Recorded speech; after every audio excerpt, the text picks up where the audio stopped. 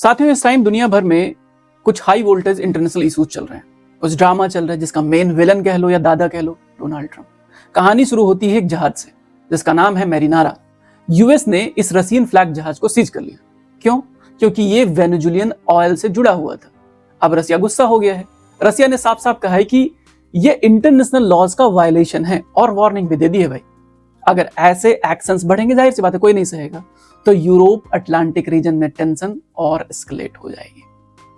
सिर्फ ये जहाज का मामला नहीं, भी कुछ दिन पहले वेनेजुएला के राष्ट्रपति को रातों रात उनके घर से उठा लिया जाता है। तो सिर्फ जहाज का मामला नहीं है, बिल्कुल नहीं। असली इशू है energy, geopolitics and power politics का। कौन ज्यादा पावरफुल है? ट्रंप को लगता है 26 में हम सब कब्जा कर लेंगे। ठीक है, देखिए वेनेजुएला के पास दुनिया के सबसे बड़े ऑयल रिजर्व है, लेकिन सैंक्शन की वजह से उसका ऑयल ग्लोबल मार्केट से बाहर है। यूएस चाहता है कि जो वेनेजुएला का पूरा ऑयल है उस पर कब्जा किसका हो? यूएस का। लेकिन यूएस कंट्रोल्ड फ्रेमवर्क के अंदर अभी ये आ नहीं पाया। अभी वेनेजुएला के राष्ट्रपति को उन्होंने उठा लिया है। अब क्या कर रहे हैं? वहां के तेलों पर कब्जा कर रहे हैं। उसके बाद ग्रीनलैंड पे धमकी दे दी।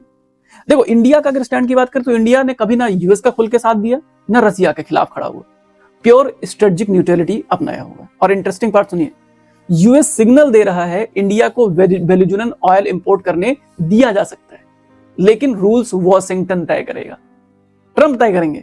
अब सवाल यह है, इंडिया क्यों इंटरेस्टेड है इस बात में? हालांकि अभी रूस से भारत ने तेल इंपोर्ट कम किए हैं। इसका सिंपल जवाब है कि इंडिया इसलिए इंटरेस्टेड है क्योंकि इंडिया को चाहिए अपनी एनर्जी सिक्योरिटी। इंडिया को चाहिए सस्ता और reliable oil, global supply stable रहे, इन्फ्लेशन कंट्रोल में रहे, यही तो चाहिए इंडिया को। लेकिन फिर वही बात आ जाती है, इथिक्स और जियोपॉलिटिक्स आपस में टकराएंगे। यहाँ यूएस जब भी कंट्रोल बढ़ाता है तो कुछ ना कुछ ऐसा कदम करता है जिससे नुकसान होता है। 500% की टैरिफ लगाने वाला है, कानून भी आ गया है।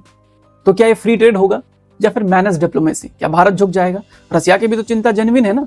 अगर ऐसे सीजर्स नॉर्मल बन गए तो ग्लोबल मैरीटाइम लॉज पर सवाल खड़े किए जाएंगे। रसिया कैसे ट्रेड करेगा?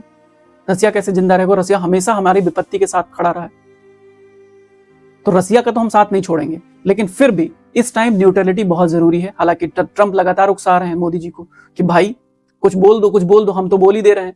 तो ये सिर्फ मामला जहाज का नहीं है, who controls energy, control geopolitics का मामला है। इंडिया का रास्ता क्या है? ना इमोशनल ना प्रेशर, सिर्फ नेशनल इंटरेस्ट प्रायोरिटी रखनी चाहिए। यही है रियल डिप्लोमेसी, और इंडिया लगातार इस चीज को अपना भी रहा है। लेकिन जिस तरीके से यूएस उकसा रहा है, शायद इसका कुछ ना कुछ नेगेटिव परिणाम जरूर आपको देखने को मिलेगा। आपको क्या लगता है? नीचे कमेंट में बताइए।